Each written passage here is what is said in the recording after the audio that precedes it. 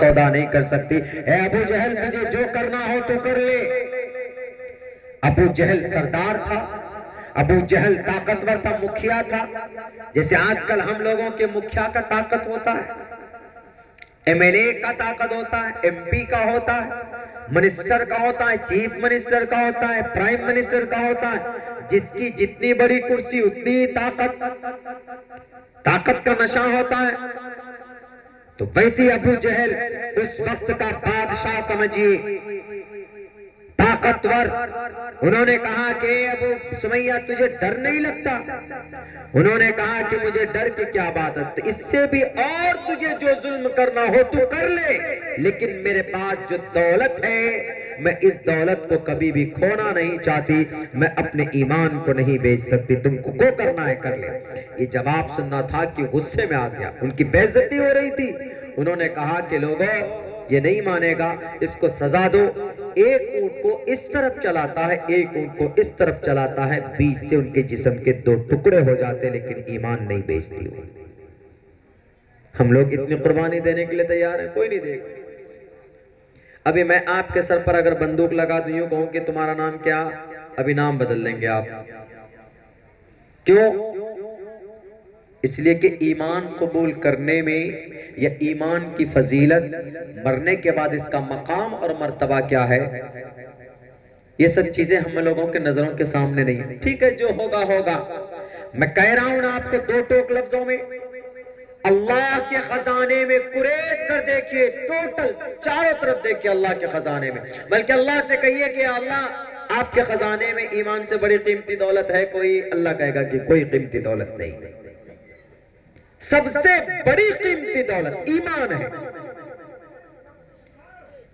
ईमान से बड़ी कीमती दौलत अल्लाह के खजाने में नहीं। इसकी कीमत का अंदाजा आपको पता होगा कि जमीन पर एक भी मोमिन अगर बाकी है तो अल्लाह कयामत कायम, अल्लाह तबारक व तआला इस दुनिया के निजाम को चलाएगा, कयामत कायम नहीं होगी। ये एक ईमान की पावर है, एक ईमान वाले की ताकत है। तो मेरे भाइयों, मेरे नौजवानों, क्या नसीहत पेश की आसिया ने, सुमैया ने। आसिया ने भी फिरौन आसिया के जिस्म का क्या किया जानते, लेकिन तब भी उन्होंने अपने ईमान को नहीं बेचा। आज हम लोग तो जनाब कुछ नहीं, ना नाजायज ना जायज, कुछ नहीं देखते। पैसा आना चाहिए, कहां से आ रहा है, कैसे आ रहा है, कुछ नहीं। हलाल हराम, अगर आपकी कमाई में नाजायज कमाई है और वो पैसा आप अपने घर में इस्तेमाल करते हैं, रोजी रोटी के तौर पर अपने बच्चों को खिलाते हैं, तो आपके बच्चे के बदन में जो खून बनेगा वो हराम बनेगा, और वो जिस्म कभी भी जन्नत नहीं जा सकता जिस जिस्म की उसकी परवरिश हराम ग़िज़ा से की गई हो। अल्लाह के नबी अलैहिस्सलातु वस्सलाम फरमाते हैं, ला यदखुलुल जन्नत जसदुन ग़ुज़िया बिल हराम। बेईमानी करके अगर आपने अपने बच्चों की तरबियत की, सूद के पैसों से आपने अगर अपने बच्चों की तरबियत की, मेरी आदत है हक बात बोलने से हम कभी चूकते और टूकते नहीं है। किसी भी भारत के किसी भी इलाके में हो, हक बात है तो कह देना चाहिए, हक बात को छुपानी नहीं चाहिए। अगर आप सूद का कारोबार करते हैं तो अल्लाह से तौबा कीजिए। सूद खाकर आप अपने बच्चों को अगर सही तरबियत करना चाहते हैं, आपका बच्चा अगर किसी अच्छे पोस्ट पर चला जाए लेकिन मरने के बाद वो जन्नत की खुशबू भी नहीं सूंघ सकता, इसलिए कि उसके बॉडी के अंदर जो ब्लड है, जो खून है, वो सब के सब हराम पैसों से उनकी तरबियत और उनकी परवरिश की गई है। मेरे भाइयों, मेरे दोस्तों, मेरे नौजवानों, इसीलिए हमारी जो औलाद जो होती नाफरमान क्यों होती, कभी कभी हम लोग उनको हराम ग़िज़ाएं खिला देते, हराम रोजी, हराम पैसे कमा कर लेके आते।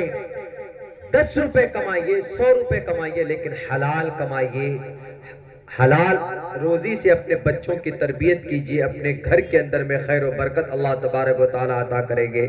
लेकिन इन चीजों का हमें ध्यान रखना चाहिए। ये जलसा कभी कामयाब होगा, हमारा बच्चा कितना पीता बताइए? शराब पीते, शराब तो नहीं बंद हो गए, लेकिन वो कोरेक्स, वो भी शराब के जिम्मे में कोरेक्स पीते, वो टैबलेट लेते हैं, सोलेसन सूंघते हैं हमारे बच्चे।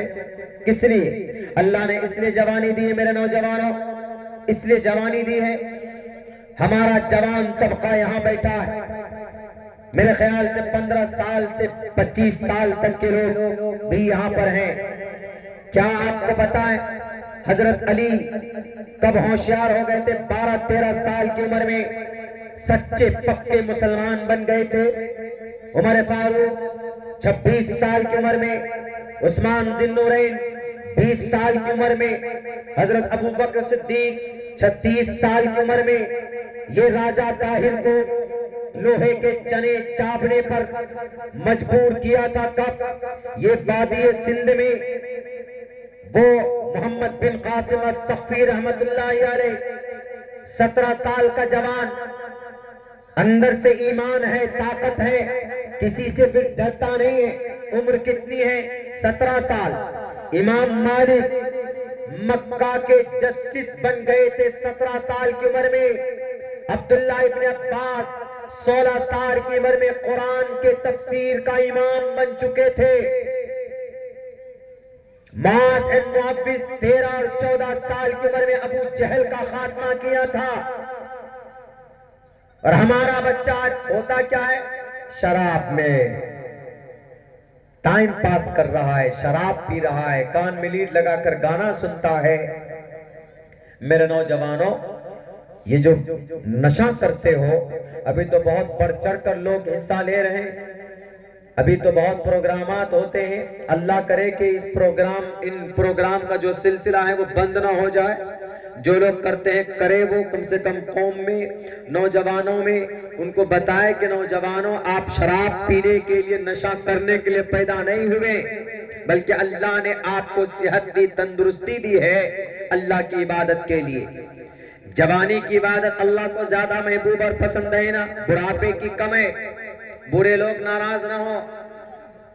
बुढ़ापे की कम का मतलब यह है कि बुढ़ापा आ गया, उनको तो ये सोच लिया कि हमें मरना है, we will die and after someday, कुछ दिनों के बाद हमें तो मरना है।